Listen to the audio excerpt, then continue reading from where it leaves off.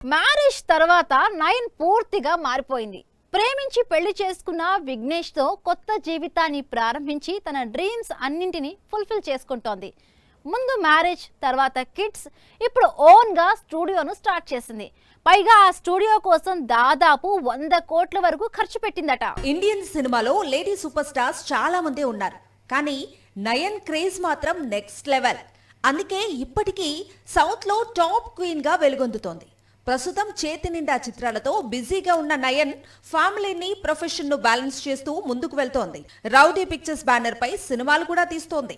ఇప్పుడు ఓన్ గా స్టూడియో కూడా ఓపెన్ చేసింది. యాక్టింగ్, ప్రొడక్షన్, డైరెక్షన్ ఇది అందరూ చేసే పనే, కానీ స్టూడియో వరకు మాత్రం కొందరే వెళ్తారు. అది అందరికీ సాధ్యపడే విషయం కాదు. నయన్ ఈ డ్రీమ్ ను కూడా నెరవేర్చుకుంది. చెన్నైలోని తమ బంగ్లాను ఇలా స్టూడియోగా మార్చారు నయన్, విఘ్నేష్ శివన్. ప్రస్తుతం ఈ నయన్ స్టూడియో సోషల్ మీడియాలో హాట్ టాపిక్ గా మారింది. సుమారు 100 కోట్లతో ఈ స్టూడియోను డిజైన్ చేశారని కోలీవుడ్ వర్గాలు చెబుతున్నాయి. ఇందులో ఎక్కువ భాగం ఇంటీరియర్స్ కు ఖర్చు చేశారట. నయన్ చేతిలో 10 ప్రాజెక్టుల వరకు ఉన్నాయి. ఇందులో రాఖీబాయ్ కొత్త సినిమా టాక్సిక్ కూడా ఉంది.